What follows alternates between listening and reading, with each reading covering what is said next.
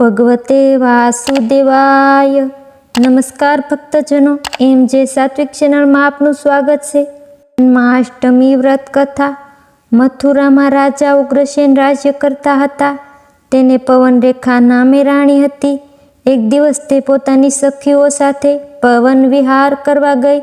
ત્યાં દુમિલક નામનો રાક્ષસ આવી ચડ્યો. તેની દ્રષ્ટિ રાણી પવનરેખા ઉપર પડી. રાક્ષસ રાજ ઉગ્રસેન જેવું માયાવી રૂપ ધારણ કર્યું અને રાણી સાથે આનંદ કરવા લાગ્યો. પવનરેખા કંઈ સમજી નહીં ને તેને ગર્ભ રહ્યો. આ ગર્ભમાં રાક્ષસ કાળનેમીએ પ્રવેશ કર્યો. 9 મહિને રાણીને પુત્ર જન્મ્યો. તેનું નામ કંસ રાખવામાં આવ્યું. આ કંસ કાળનેમીનો અવતાર હતો. કંસમાં જન્મથી જ રાક્ષસના લક્ષણો હતા. 8 વર્ષની વયે તો તે મગધ દેશમાં ગયો અને જરાસંઘ સાથે મલયુદ્ધ કરી જીત્યો. આવો તે બળવાન હતો. કંસના કાકા દેવકને એક પુત્રી હતી. તેનું નામ દેવકી હતું. કંસે તેને પાળી પોષીને મોટી કરી હતી. દેવકી સમજણી થતાં વસુદેવ નામના યાદવ સાથે તેના ધામધૂમથી લગ્ન થયા. આજે કંસના આનંદનો પાર ન હતો. તે પોતાની બહેન દેવકીને સાસરે વળાવવા નીકળ્યો અને પોતાએ રથ હાંકી બેઠો. રથ થોડે દૂર ગયો ત્યાં આકાશવાણી થઈ, હે કંસ, આ દેવકીનું 8મું બાળક તારો નાશ કરશે. આટલું સાંભળતા કંસની વૃત્તિઓ પલટાઈ ગઈ. તેને થયું, જો હું દેવકીને મારી નાખું તો તેને બાળક ક્યાંથી થશે. તેણે ઝટ ખંડક કાઢ્યું અને દેવકીને મારવા ગયો. ત્યાં વાસુદેવ પગમાં પડ્યા અને કહ્યું, જો તમારી બહેનનો વધ કરશો તો તમને સ્ત્રી હત્યાનું પાપ લાગશે. તમને દેવકીના બાળકોનો ડર લાગતો હોય તો દેવકીને મારવાનું કારણ શું? તેને જેટલા બાળકો જન્મશે તેટલા હું તમોને આપતો જઈશ. વસુદેવની વાત કંસને ઠીક લાગી. પાછો ઘડીકમાં તેના વિચાર ફર્યા. કદાચ વાસુદેવ બાળકોને ન લાવી આપે તો હાથે કરીને શા માટે મોત ઊભું કરવું. ઝટ તેણે રથ પાછો મથુરા હાંકી મૂક્યો અને પોતાના બહેન બનાવીને કારાગૃહમાં પૂર્યા.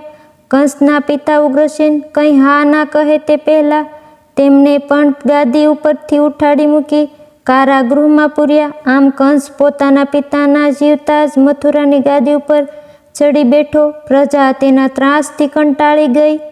થોડા સમયમાં દેવકી સગર્ભા થઈ અને તેને એક પુત્ર જન્મ્યો. કંસને આ વાતની જાણ થતાં તેણે દેવકીની પાસેથી ઝૂંટવી લીધો અને પથ્થર પર પસાડી મારી નાખ્યો.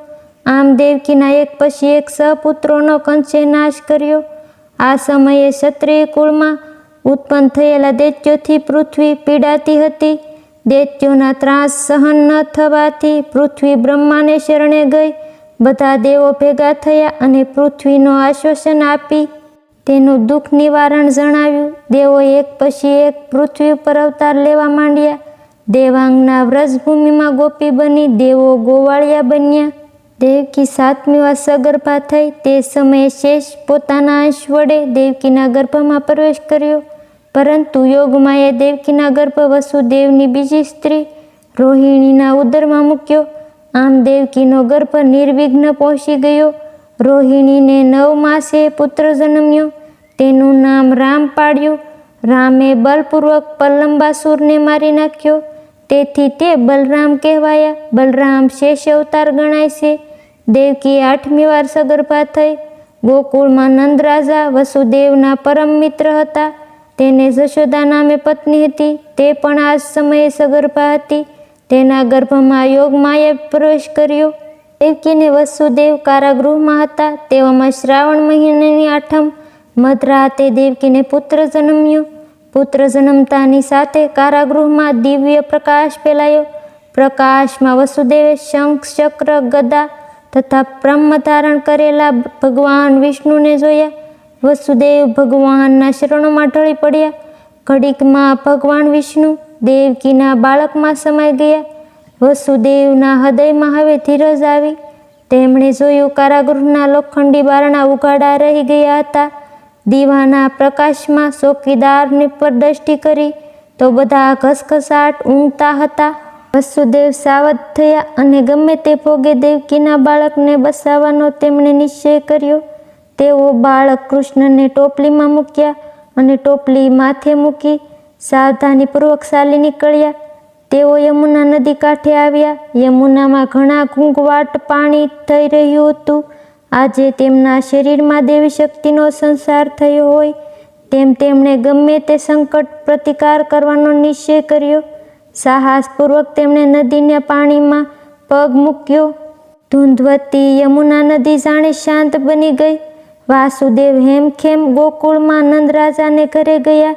તેમણે નંદરાજાને બધી વાત કરી અને પોતાનું બાળક તેમને સાસવવા સોંપ્યું.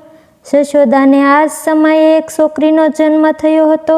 તે જાણતી હતી કે કંસ અવશ્ય મારી બહેનપણી દેવકી ઉપર અત્યાચાર કરશે, એટલે તેણે કૃષ્ણના સાટામાં પોતાની નાની બાળકી વાસુદેવને આપી. તેને શ્રદ્ધા હતી કે તે છોકરી છે એટલે કંસ નહીં મારે. વાસુદેવ છોકરીને લઈ કારાગૃહમાં પહોંચી ગયા.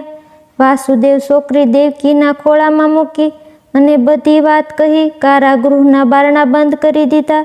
વાત સાંભળી દેવકીને નિરાત વળી. સવારે કંસને ખબર પડતા એ જ ક્ષણે તે કારાગૃહમાં આવ્યો અને બાળકીને માંગણી કરી. વસુદેવ વિનંતીપૂર્વક કહ્યું, રાજન, દેવકીની પુત્રી જન્મી છે. પુત્રી દ્વારા આપને કંઈ વિઘ્ન નહીં આવે.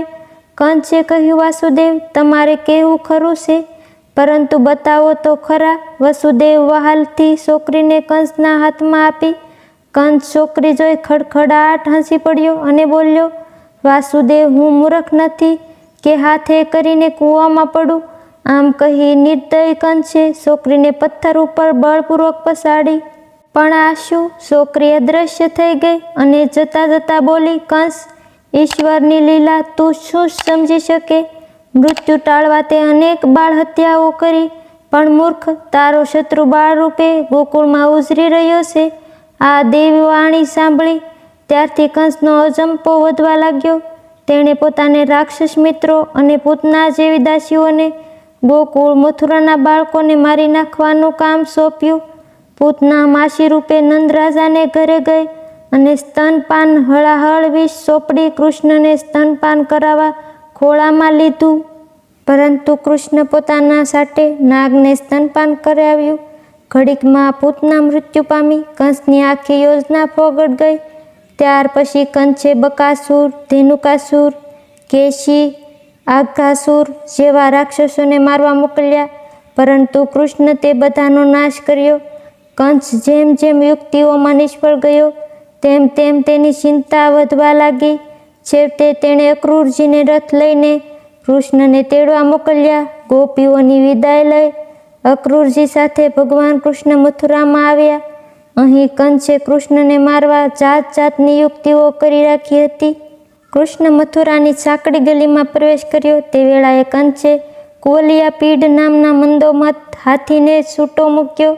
હાથીને પોતાની સામે ખસી આવતા જોઈ કૃષ્ણ સાવધાન થયા અને સૂંઢ પકડી બળપૂર્વક તેનો એક દંતસળને ઉખાડી લીધો અને એ જ દંતસળનો ફટાકાથી એ ભયાનક હાથીનો મારી નાખ્યો. ત્યાં તો કંસે બીજી યુક્તિ કરી રાખી હતી. તેણે શાણુર અને મુષ્ટિક નામના મલ્લો સાથે મલયુદ્ધ લડવાનો કૃષ્ણને આગ્રહ કર્યો. કૃષ્ણ મલયુદ્ધનો પડકાર ઝીલી લીધો. આ યુદ્ધ માત્ર રમત પૂરતું ન હતું, કૃષ્ણને મારવાનું કાવતરું હતું. કૃષ્ણ મલ્લોની કૃતો સમજી ગયા. યુદ્ધનો પ્રારંભ થયો. વિશાળકાય મલ્લોની સામે કૃષ્ણ બાળક જેવા લાગતા હતા, છતાં તેમણે બંને મલ્લોને પછાડી યમપુરી પહોંચાડી દીધા. કૃષ્ણમાં આવું અપૂર્ણ બળ જોઈને કંસ ધ્રુજી ગયો, છતાં જાણે વહાલ બતાવતો હોય તેમ કૃષ્ણને પ્રેમથી ભેટવા ગયો. કૃષ્ણ પાસે આવ્યો ત્યાં તો કંસે તેમને પોતાના બાહુપાશમાં જકડી લીધા. કંસની ક્રૂરતા કૃષ્ણ જાણી ગયા. કંસ બળપૂર્વક દબાવે તે પહેલાં તો કૃષ્ણ આંચકો મારી છૂટી ગયા અને કંસના માથામાં જોરથી મુષ્કટિક પ્રહાર કર્યો. કંસ મૂર્છા ખાઈ ધરતી પર ઢળી પડ્યો. કૃષ્ણ કંસની છાતી ઉપર ચડી બેઠા અને મુષ્કટિક પ્રહારોથી તેના પ્રાણ લીધા. કંસના મૃત્યુથી જાણે ત્રાસનો અંત આવ્યો હોય એમ નગરજનોનો આનંદનો પાર ન રહ્યો. ભગવાન શ્રી કૃષ્ણની જય ધ્વનિથી રાજભવન ગાજી ઉઠ્યું. કંસને મારી કૃષ્ણ કારાગારમાં ગયા. પોતાના માતા પિતાને મુક્ત કર્યા. દેવકી અને વસુદેવ શ્રી કૃષ્ણને વહાલથી ભેટી પડ્યા. તેમના આનંદનો પાર રહ્યો નહીં. કંસના વૃદ્ધ પિતા ઉગ્રસેન બંધન મુક્ત કરી રાજ્ય લોભ રાખ્યા વિના કૃષ્ણ તેમને ફરીથી સિંહાસન બેસાડ્યા.